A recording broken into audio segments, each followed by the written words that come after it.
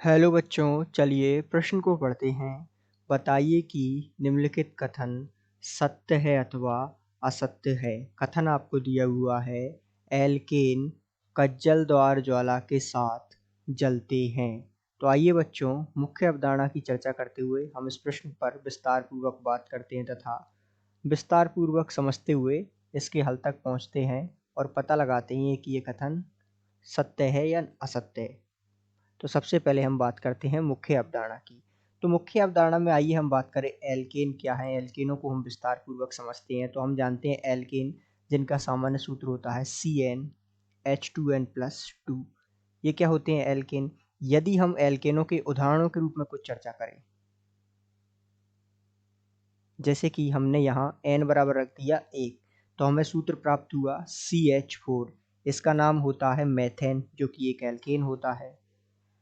इसी प्रकार यदि हमने दूसरे उदाहरण की बात करें, यहाँ n बराबर 2 रख देते हैं तो हमें प्राप्त होता है C2H6, जो कि क्या है, एथेन है। ये भी एक एल्केन है।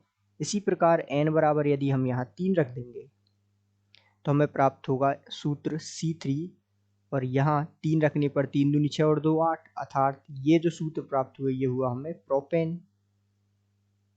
इसी प्रकार n बराबर 4 रखने पर ब्यूटेन, पेंटेन, n बराबर 5 रखने पर पेंटेन, n बराबर 6 रखने पर जो है हेक्सेन। तो इस प्रकार जो है हमें प्राप्त होते जाती हैं एल्केन n की संख्या के आधार पर। तो यदि हम बात करें इनकी ज्वाला की, जब इनको जलाया जाता है तो जो एल्केन होती है, समझिएगा यहाँ हम विशेष रूप से बात करते हैं। अब एल्केन को जब हम जलाते हैं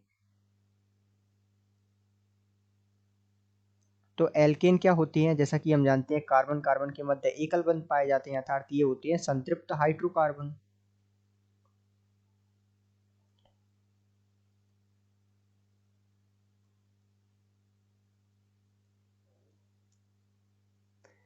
तो इन्हें जलाने पर, एल्केनों को जलाने पर या कहें तो संतृप्त हाइड्रोकार्बन को जलाने पर हमें क्या, ये किस ज्वाला के साथ जलते हैं? ये जलते हैं स्वच्छ नीली ज्वाला के साथ।